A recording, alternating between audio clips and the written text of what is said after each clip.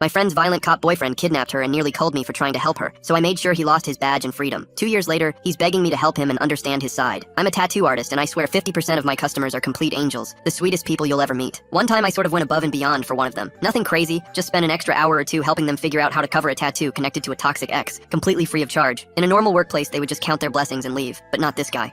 He showed up the next day with an entire crew of motorbikers and told me they were my new clientele. Another time this chick came in asking for a tree on her arm. I was obviously happy to do it because it was simple and easy, but when she rolled up her sleeve, what I saw was effing disgusting. There was a huge bruise in the middle, one that couldn't have been a cause of anything other than the hands of another man. I didn't say anything, just tilted my head slightly upward to make eye contact with her. Her eyes were filled with shame, like she was pleading with me not to say anything. I just nodded and asked where she would like the tattoo. Usually while I draw me and the client talk about whatever. Gossip, their kids, the news, literally anything. But this lady was responding to everything I said with just one word, so I gave up fast. After I was done, she thanked me profusely, in a way that was more than just for the tattoo. It was for my silence. I reassured her that it was no problem, and gave her a smile to say, come again when you're ready to sort this out. Because if there's one thing I learned from my younger sister and her abusive boyfriend, it was that people can only be helped when they want to be. And there's no point going to court if both the victim and the abuser denies it ever happened. It wasn't even 10 days later when she showed up again, asking for a semicolon tattoo on her left ankle. Oh, what is it for? I asked, playing dumb. Just a reminder to keep going. Her voice was sheepish, like she didn't want to give away too much. I saw her face contort as she placed her foot on the mat, like even just moving was enough to cause her pain. It took everything in me to fight the instinct of shaking her shoulders and forcing the confession out. That day she didn't even tip me, but took a business card and told me she'd be back. I never saw her again, until 2 months later, that is. It was a Friday night, and she had a completely black eye, looked like she hadn't slept in days. This time she asked for just a straight line on her upper thigh. It was obvious that she only came as an excuse to be away from whatever was going on at home. Hey, I had some spare food and water I never ate. You're the last customer of the day, do you want some? Otherwise I'm gonna have to throw it out. I could literally see her heart beating at 2 times the speed before agreeing, and as soon as I handed her the sandwich, she barely ripped the plastic off before shoveling it down her throat, as if she hadn't eaten in days. Her tattoo would only take 10 minutes, but I dragged it out to 2 hours. We were at the 1 hour 45 minutes mark when she finally broke the silence. Well, kinda. She pulled out her phone and pretended to text someone. I could see in the reflection of her glasses that she was just on her settings app. Hey, my friend just told me she won't be home to let me in the front door tonight.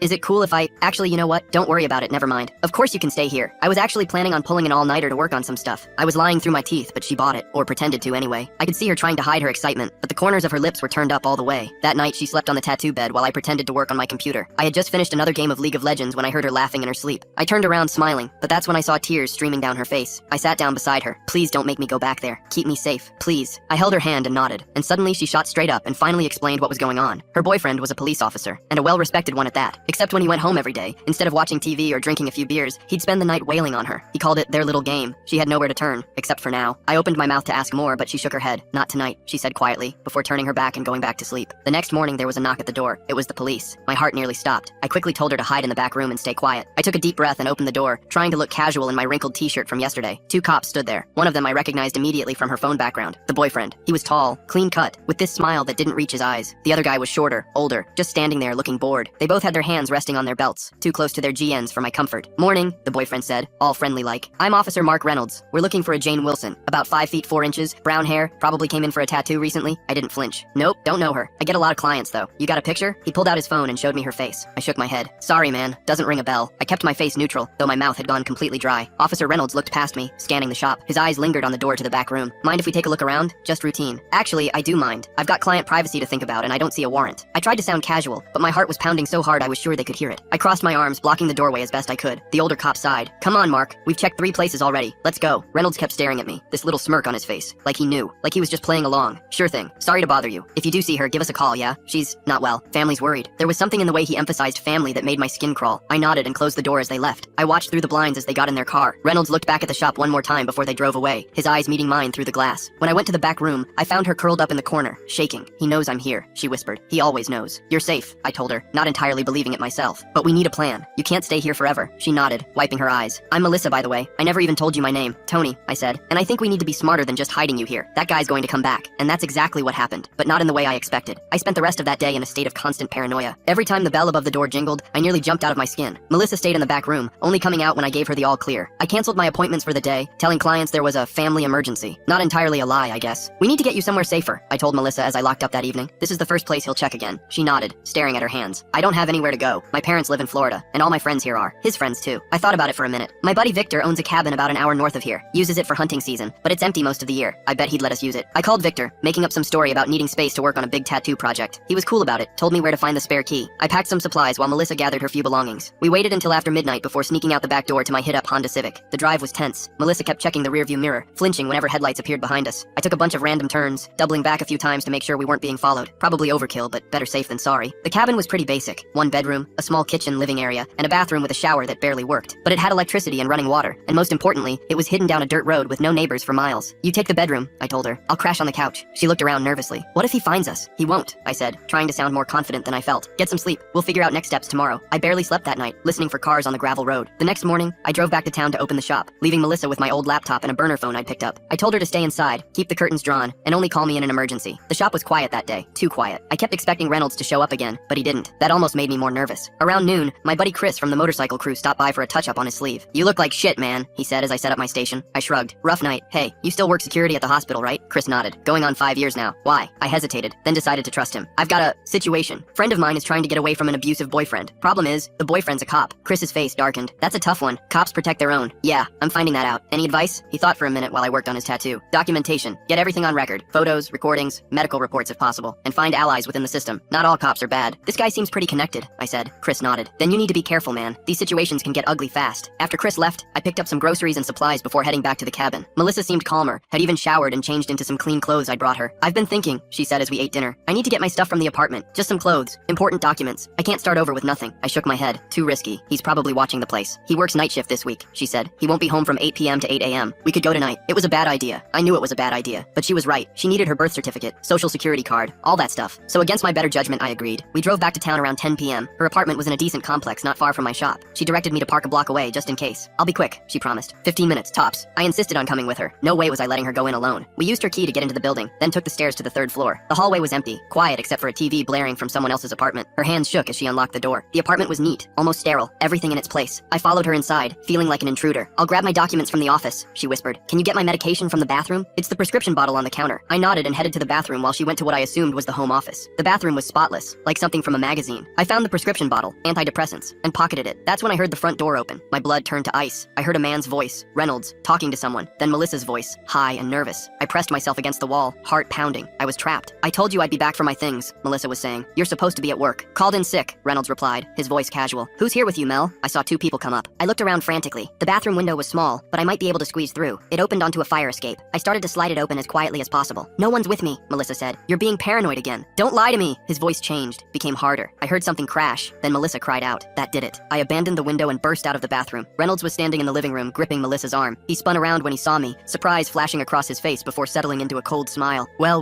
the tattoo artist. I knew you were lying. He was still in uniform, jean on his hip. My stomach dropped. Let her go, I said, trying to keep my voice steady. We're just getting her stuff, then we're leaving. Reynolds laughed. You don't get it, do you? She's my girlfriend. This is between us. You need to leave. Melissa wrenched her arm free. I'm not your girlfriend anymore, Mark. I'm done. His face darkened. You don't get to decide that. I stepped forward, putting myself between them. Yes, she does. We're leaving now. I didn't see the punch coming. 1 second I was standing, the next I was on the floor, my jaw exploding with pain. Reynolds stood over me, shaking out his hand. Assaulting an officer, he said calmly. That's a serious offense. You hit him, Melissa shouted. Reynolds ignored her, reaching for his handcuffs. You're under arrest for assaulting a police officer and breaking and entering. I scrambled backward, tasting blood. She has a key. We didn't break in. Your word against mine, he said, advancing on me. What happened next happened so fast I barely registered it. Melissa grabbed something from the side table. Later I realized it was a heavy glass paperweight and swung it at Reynolds' head. It connected with a sickening thud, and he staggered, then collapsed. Oh God, she whispered, dropping the paperweight. Oh God, oh God. I got to my feet, checking Reynolds. He was unconscious but breathing. Blood trickled from a cut on his temple. We need to go, I said, grabbing her hand. Now. We ran, grabbed her backpack with the documents she'd managed to collect, then bolted down the stairs and out to my car. I drove with shaking hands, expecting police sirens any minute, but nothing happened. We made it back to the cabin without being followed. Melissa was in shock, sitting on the couch with her arms wrapped around herself. I hit a police officer. I'm going to jail. It was self-defense, I said, though I wasn't sure how much that would matter. He attacked me first. No one will believe us, she said flatly. It's his word against ours, and he's a cop. She was right, and we both knew it. Reynolds could spin this however he wanted. I sat down heavily, my jaw throbbing. We need help, professional help. The next morning, I called the only lawyer I knew, Sarah Jenkins, a former client who'd gotten a memorial tattoo for her brother last year. She worked at a legal aid clinic downtown. I gave her a bare-bones version of the situation over the phone. Come to my office, she said. Both of you. We need to document everything. I was nervous about going back into town, but we didn't have much choice. Sarah's office was in a small building near the courthouse. She ushered us in quickly, closing the blinds before sitting us down. Show me, she said to Melissa. Wordlessly, Melissa rolled up her sleeves, revealing bruises in various stages of healing. She lifted her shirt to show more across her ribs. Sarah took photos, her face grim. How long has this been happening? 2 years, Melissa said quietly. It started with pushing, grabbing too hard, then slapping, then worse. Sarah turned to me. And you've been helping her hide? I nodded, wincing at the pain in my jaw. Since yesterday. But he found us at her apartment last night. I explained what had happened. Sarah listened without interrupting, taking notes. He hasn't filed a report, she said when I finished. I checked the system before you arrived. No assault charges, no APB for either of you. That's good? I said uncertainly. Sarah looked grim. Maybe. Or maybe he's handling this personally. Those words hung in the air, chilling me to the bone. Reynolds didn't need the system to find us. He had a badge, a gun, and apparently a grudge. What do we do? Melissa asked. We build a case, Sarah said firmly. Document everything. Every bruise, every threat. We get medical records, witnesses if possible, and we file for an emergency restraining order. Against a cop? I asked skeptically. It's been done before, Sarah said. It's not easy, but it's possible. The key is evidence. Irrefutable evidence. We spent the next few hours going over Melissa's history with Reynolds. It was worse than I'd imagined. The controlling behavior, the isolation from friends and family, the escalating violence. Sarah recorded everything, had Melissa write out a statement. What about last night? I asked. She hit him with a paperweight. Clear self-defense, Sarah said. He attacked you first. She feared for your safety and hers. But we need to get ahead of this. If he does file charges, we need to be ready. As we were leaving, Sarah pulled me aside. Be careful. Men like Reynolds don't give up easily, and they don't play by the rules. I nodded, the weight of the situation settling on my shoulders. What about tonight? Is the cabin still safe? She thought for a moment. For now, yes, but have a backup plan ready. We stopped at my shop so I could grab more supplies and check on things. Everything seemed normal, which somehow made me more nervous. As I was locking up, I noticed a police cruiser driving slowly past. Not Reynolds, another officer I didn't recognize, but he definitely looked at me as he passed. They're watching the shop, I told Melissa when I got back to the car. We need to be more careful. We spent the next few days in a tense holding pattern. I'd go to the shop for a few hours, then return to the cabin. Melissa stayed hidden, jumping at every sound. Sarah worked on the restraining order, gathering evidence and statements. Then things got worse. I arrived at the shop one morning to find the front window smashed. Inside, my equipment was damaged. Tattoo machines broken. Ink bottles emptied onto the floor. Flash art torn from the walls. On the main tattoo chair, someone had carved a deep scratch across the leather. I called Sarah immediately. She arrived with a photographer, documenting everything before I called the regular police. The responding officers took their time, asked a few questions, and basically shrugged it off as random vandalism. Any enemies we should know about? One asked, not even looking up from his notepad. None that I can think of, I lied. After they left, Sarah looked at me grimly. This is escalating. He's sending a message. I nodded, surveying the damage. What do we do? We need more evidence against him, she said. Something concrete that ties him directly to the abuse and to this vandalism. That night, I told Melissa about the shop. She broke down crying, blaming herself. I tried to reassure her, but the truth was, I was scared too. Reynolds was clearly unhinged, and he had a badge to hide behind. I should just go back to him, she said, wiping her eyes. Before he hurts you or someone else. That's not happening, I said firmly. We're going to fight this. The next day, I got a call from Chris, my biker buddy. Dude, you need to come to the Rusty Nail. Now, the Rusty Nail was a bar where a lot of the local cops hung out. Not exactly a place I wanted to be right now. Why? Just trust me, Chris said. Come alone. Back entrance. I told Melissa to lock the doors and not open them for anyone but me, then drove to the bar, my stomach in knots. Chris was waiting by the back door looking nervous. What's going on? I asked. There's a cop inside who wants to talk to you. Says he has information about Reynolds. I hesitated. Could be a trap. Chris shook his head. I don't think so. This guy seems legit worried. He's Reynolds' partner, Sergeant Garcia. That got my attention. I followed Chris inside to a small back room. A middle-aged Hispanic man sat at a table nursing a beer. He looked up when we entered, his face tired. You the tattoo guy? He asked. I nodded, staying near the door in case I needed to bolt. I'm Sergeant Garcia. I've been Mark's partner for 3 years. He sighed heavily. Look, I don't know exactly what's going on, but Mark's not right. He's been different lately. Aggressive. Paranoid. Different how? I asked cautiously. Garcia looked uncomfortable. We got a domestic disturbance call a few months back. Young couple fighting. Mark was too rough with the woman. Said she was resisting, but she wasn't. I reported it, but nothing happened. My blood ran cold. And you think he's doing the same to his girlfriend? I've suspected for a while. She stopped coming to department functions. Always had excuses for bruises. He pulled out his phone. Then I saw this yesterday. He showed me a text from Reynolds. Need to take care of that tattoo guy. He's interfering in personal business. You in? I didn't respond, Garcia said, but I'm worried he's going to do something stupid. More stupid than damaging your shop. I stared at him. That was him? Garcia nodded. He didn't say it outright, but he came in yesterday morning with a cut on his hand. Said he caught it in a door. This was it. The evidence we needed. Would you be willing to make a statement? Officially? He hesitated. It's complicated. There's a code. This guy is dangerous, I said. To Melissa, to me, probably to others. And he's using his badge to get away with it. Garcia was quiet for a long moment. Let me think about it. In the meantime, watch your back. Mark's on duty tonight, but he's been taking a lot of personal time lately. I thanked him and left, my mind racing. This could be the break we needed. An insider willing to speak out. But until Garcia committed, we were still in danger. When I got back to the cabin, something felt off. The lights were on, which was normal, but the front door was slightly ajar. I approached cautiously, heart pounding. Melissa? I called, pushing the door open. The cabin was a disaster. Furniture overturned, drawers emptied, glass broken, and no sign of Melissa. On the kitchen table was a note, written in what looked like lipstick. She's mine. Back off, or next time it's your blood. I called Sarah immediately, my hands shaking so badly I could barely hold the phone. She told me to meet her at the police station, not the one where Reynolds worked, but the county sheriff's office. Bring the note, she said, and anything else that might have his fingerprints. The next few hours were a blur, filing a missing person report, showing the sheriff the evidence we had, photos of Melissa's bruises, the vandalism at my shop, Garcia's text message, which he had agreed to share after I called him in a panic. The sheriff took it seriously, especially when Sarah mentioned Reynolds was a police officer. We'll put out an alert for both of them, he said, and I'll contact internal affairs at the city PD. But I couldn't just sit and wait. While the official search was happening, I called everyone I knew who might be able to help. The biker crew spread out across town, checking motels and back roads. My regular clients shared Melissa's photo, an old one from before the recent abuse, to protect her privacy. Even Mrs. Rodriguez from the biker crew made calls to her church group, asking them to keep an eye out. 2 agonizing days passed with no sign of either Melissa or Reynolds. I couldn't sleep, couldn't eat. I stayed at my shop, which the biker crew had helped clean up, waiting for news. Sarah checked in regularly, but the official search was moving frustratingly slowly. Then, on the 3rd day, I got a text from an unknown number. Cabin in the woods, 2 miles past the hunting lodge. Come alone or she dies. I stared at the message, my blood running cold. It had to be Reynolds. He wanted to lure me out there, probably to call us both and make it look like a murder sewer slide or something. But what choice did I have? I called Sarah first, showing her the text. next. It's a trap, she said immediately. I know, but he has Melissa. Let the sheriff handle this. I shook my head. There's no time. And if Reynolds sees cops coming, Sarah looked grim. At least let me call Garcia. He might be able to help without escalating things. I agreed to that compromise. While she made the call, I prepared myself as best I could. I wasn't a fighter, had never even been in a real fistfight before Reynolds punched me, but I had to try. Garcia met me at a gas station near the hunting area. He was off duty, wearing civilian clothes, but I could see the outline of his GN under his jacket. This is a bad idea, he said bluntly. Mark's not stable. He's been talking crazy at work, paranoid stuff about his girlfriend cheating, about people being out to get him. All the more reason we need to get to Melissa, I said. Garcia nodded reluctantly. I know the cabin he's talking about. Old Forest Service building, abandoned years ago. We'll approach from different directions. I'll try to talk him down, but he didn't finish the sentence. He didn't need to. The cabin was deep in the woods, accessible only by a rutted dirt track. We parked a quarter-mile away and approached on foot, Garcia circling around to the back while I took the front. The place looked deserted. No vehicles visible, no lights inside. But as I got closer, I could see a thin trail of smoke from the chimney. I crept onto the porch, wincing at every creak of the old boards. Through a dirty window, I could make out a figure slumped in a chair. Melissa, her hands tied behind her back. No sign of Reynolds. I was about to try the door when a voice spoke from behind me. I knew you'd come alone. So predictable. I turned slowly. Reynolds stood at the bottom of the porch steps, his service weapon pointed at my chest. He looked terrible. Unshaven, eyes bloodshot, uniform rumpled like he'd been sleeping in it. Where's your backup? He asked, glancing around. The bikers? That lawyer bitch? I raised my hand slowly. Just me. Let Melissa go, Mark. This is between you and me now. He laughed, a harsh sound with no humor in it. There is no between you and me. There's just me and what's mine. You're nothing. A distraction. She's not yours, I said, fighting to keep my voice steady. She's a person, not property. His face darkened. You turned her against me, filled her head with ideas. You did that yourself, I said. Every time you hit her, every time you controlled her. He took a step forward. Gian still trained on me. You don't understand. I love her. Everything I did was to protect her. From what? From herself, he shouted. From making mistakes. She needs guidance, structure. I heard movement inside the cabin. Melissa must have regained consciousness. I needed to keep Reynolds talking, keep his attention on me. So, what's your plan here? I asked. Call me? Call her? Then what? He blinked, as if he hadn't thought that far ahead. We're leaving, starting fresh somewhere else. As fugitives? You're a cop, Mark. You know how this ends. His hand trembled slightly. Shut up. You don't know anything. I know Garcia is worried about you, I said, taking a gamble. He told me you've been acting strange at work. People are noticing. That hit a nerve. Garcia? He talked to you? His face contorted with rage. That traitor! I knew it! Everyone's against me! The door behind me burst open. Melissa stood there, hands still bound but a determined look on her face. Mark, please, put the GN down. His attention shifted to her, just for a second. That's when Garcia made his move, emerging from the side of the cabin with his weapon drawn. Drop it, Mark, he shouted. It's over. What happened next seemed to unfold in slow motion. Reynolds swung his GN toward Garcia. I lunged forward, tackling him around the waist. We crashed to the ground, the GN firing into the air. We struggled, rolling in the dirt, his strength fueled by rage while I fought with pure desperation. I heard shouting, Melissa, Garcia, but couldn't make out the words. Reynolds got on top of me, hands around my throat. Black spots danced in my vision as I clawed at his arms. Then suddenly, the pressure was gone. Reynolds slumped to the side, unconscious. Behind him stood Melissa, holding a large branch, her face a mask of determination despite the tears streaming down her cheeks. Garcia rushed forward, securing Reynolds' weapon and checking his pulse. He's alive, he confirmed, pulling out handcuffs. It's over, but it wasn't quite over. There was the aftermath, statements to the sheriff, a hospital visit for Melissa's injuries and my bruised throat, the slow process of building a case against Reynolds. He was charged with kidnapping, assault, false imprisonment, and a host of other crimes. With Garcia's testimony about his erratic behavior and the mountain of evidence Sarah had compiled, even the thin blue line couldn't protect him. Melissa stayed with me for a few weeks while she figured out next steps. The biker crew took turns keeping watch at my shop, just in case Reynolds had friends who might want revenge. But nothing happened. It seemed most of his colleagues were happy to distance themselves from him once the truth came out. One evening as we sat in my apartment above the shop, Melissa looked at me thoughtfully. Why did you help me? You barely knew me. I thought about my sister, about all the times I wished someone had stepped in to help her. Sometimes people just need someone to see them, really see them. She nodded, understanding. I want another tattoo, she said suddenly. A phoenix, rising from ashes, right over the worst of the scars on my back. I smiled. I think I can manage that. I started on Melissa's phoenix tattoo the next day. She wanted it big, covering most of her upper back where the worst scars were. I spent hours just on the design, making sure every line would work with her skin and hide the marks Reynolds had left. When I showed her the final sketch, she actually cried a little. It's perfect, she said, touching the paper gently. When can we start? Whenever you're ready, I told her. This is gonna take multiple sessions though. Back pieces are no joke. We scheduled the first session for the following week. In the meantime, Sarah was working overtime on the case against Reynolds. He was being held without bail, which gave us all some breathing room. Garcia had officially gone on record about Reynolds' behavior at work, and 3 other women had come forward with stories about uncomfortable encounters with him while he was on duty. The morning of Melissa's first tattoo session, I got a call from Sarah. Reynolds is trying to make a deal, she said without preamble. My stomach dropped. What kind of deal? He'll plead guilty to reduce charges if they drop the kidnapping and some of the assault counts. She sounded mad. His lawyer is pushing the dedicated officer having a mental health crisis angle. That's bullshit, I said, my free hand clenching into a fist. He knew exactly what he was doing. I know. The DA's office isn't biting yet, but I wanted you and Melissa to be prepared. This might get messy. I thanked her and hung up, not looking forward to telling Melissa. She'd been doing better, sleeping through the night, eating regularly, even laughing sometimes. This news might set her back. When she arrived for her tattoo appointment, I could tell something was off. She was fidgety, kept checking her phone. Everything okay? I asked as I set up my station. She hesitated, then showed me her phone. It was a text from a number she didn't recognize. He still has friends outside. Watch your back. I felt a chill run down my spine. When did you get this? This morning, she said, her voice small. Do you think it's real? I didn't know, but I wasn't taking chances. I called Chris immediately, explaining the situation. Within an hour, 2 of his biker buddies were parked outside the shop, pretending to be customers while keeping an eye out. I also called Sarah, who promised to talk to the sheriff about the threat. Despite the tension, we went ahead with the tattoo session. I figured figured keeping to our routine was better than letting fear control us. Melissa lay face down on the table while I worked on the outline of the phoenix. The steady buzz of the machine was almost meditative, helping both of us calm down. Does it hurt? I asked after about an hour. Yeah, she said, her voice muffled against the headrest. But it's a good kind of pain, like I'm taking back control. I nodded, even though she couldn't see me. I understood that feeling. Every tattoo I'd gotten after my own rough patches had felt the same way. We were about halfway through the outline when the shop door opened. I looked up, expecting to see one of the bikers coming in to check on us. Instead, it was a woman I'd never seen before. Tall, blonde, professional looking in a pantsuit. Can I help you? I asked, not stopping my work. She approached slowly, eyes fixed on Melissa's back. I'm Detective Laura Simmons, Internal Affairs. She showed me a badge. I need to speak with Ms. Wilson. Melissa tensed under my hands. About what? I asked, trying to keep my voice neutral. New developments in the Reynolds case, Simmons said. I'd prefer to discuss it privately. I stopped tattooing and set down the machine. We're kind of in the middle of something here. Melissa sat up, holding a towel against her chest. It's okay, Tony. I want to hear this. I reluctantly stepped out, joining the bikers in the front of the shop, while Melissa and Simmons talked in the back room. I couldn't hear what they were saying, but through the partially open door, I could see Melissa's face going through a range of emotions. Surprise, anger, then something like determination. After about 20 minutes, Simmons left with a nod in my direction. Melissa came out looking shaken, but somehow stronger. What was that about? I asked once we were alone. They found stuff on Reynolds' computer, she said quietly. Photos of me, and other women, and records of him using police resources to track people, including you. I felt sick. Jesus. There's more, she continued. He was part of an online forum for cops who, she trailed off, then took a deep breath. For cops who believe they have the right to discipline their wives and girlfriends. He was getting advice there, sharing, techniques. My hands clenched involuntarily. Please tell me they're investigating everyone in that forum. She nodded. That's why Simmons came personally. They're building a bigger case now, and they want me to testify. Are you going to? Melissa looked at me, her eyes clearer and more determined than I'd ever seen them. Absolutely. I'm done being scared. We didn't finish the tattoo that day. Melissa was too emotionally drained, and frankly, so was I. But she came back the next day, and we got through another few hours of work on the Phoenix. Over the next few weeks, a routine developed. Melissa would come in for tattoo sessions 3 times a week. Sarah would update us on the case. The bikers kept watch, though less obviously as time went on, and slowly, things started to feel almost normal. Then one night, as I was closing up shop, I noticed a car parked across the street. It had been there all day, and the driver hadn't gotten out once, just sat there, watching. I pretended not to notice as I locked the front door, then slipped out the back and circled around to get a better look. It was a woman, middle-aged, with short dark hair. She looked vaguely familiar, but I couldn't place her. As I approached, she rolled down her window. You're the tattoo artist, she said, not a question. I nodded cautiously. Can I help you? I'm Mark's sister, Vanessa. My blood ran cold, but she held up a hand. I'm not here to cause trouble.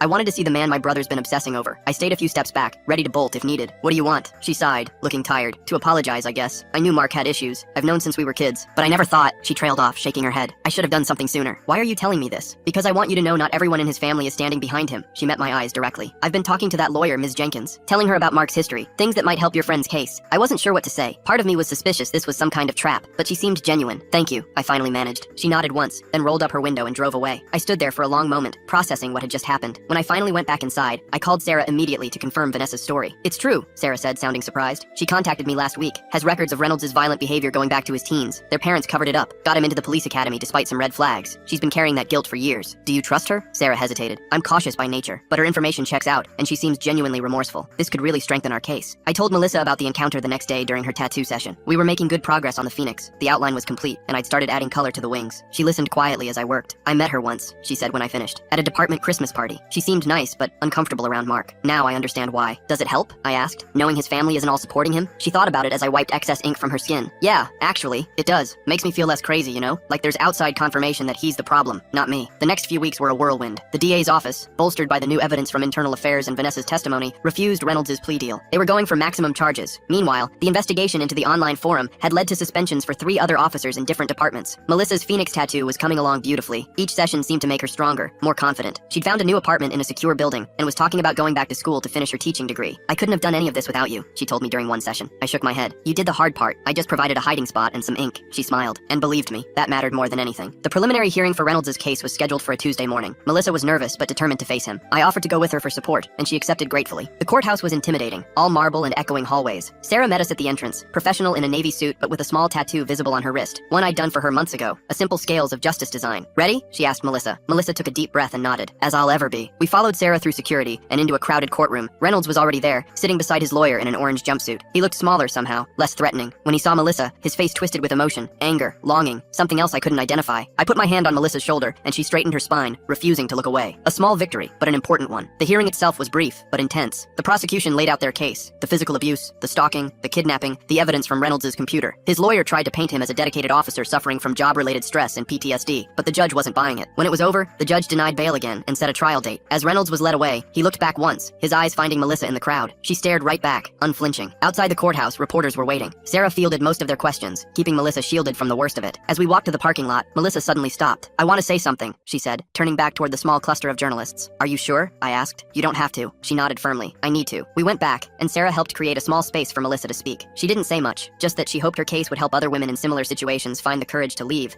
and that she was grateful for the support she'd received. As she spoke, I noticed a group of women standing at the edge of the crowd. They weren't reporters. They were watching Melissa with a kind of fierce pride. One caught my eye and nodded slightly. I realized these must be the other women who had come forward about Reynolds. After the impromptu press conference, one of them approached us. Thank you, she said simply to Melissa, for being brave enough to go first. Melissa's eyes welled up, and the two women hugged briefly. No more words were needed. The final session for Melissa's Phoenix tattoo happened 2 days before Reynolds' trial was set to begin. The piece was stunning, vibrant colors rising from subtle gray ashes, the wings spread wide across her back, covering most of the scars. It's perfect, she said, examining it in the mirror. Exactly what I needed. As I was cleaning up, she handed me an envelope. What's this? I asked. Open it. Inside was a check for way more than the cost of the tattoo, plus a card. The message was simple. For the next person who needs help. Thank you for seeing me. I looked up, confused. I can't take this. It's not for you, she explained. It's for the next person who comes in with bruises they can't explain, or the one after that. A fund to help them get tattoos, or a safe place, or whatever they need. I was speechless. It was such a perfect idea that I couldn't believe I hadn't thought of it myself. We'll call it the Phoenix Fund, she continued, warming to the idea, for people rising from their own ashes. Reynolds' trial lasted 3 weeks. The evidence was overwhelming, especially with Vanessa's testimony about his history of violence and the records from his computer. In the end, he was convicted on all counts and sentenced to 15 years. Melissa was there for the sentencing, sitting between me and Sarah. When the judge announced the verdict, she didn't cheer or cry. She just nodded once, like she was closing a chapter. Outside the courthouse, surrounded by the other survivors who had testified,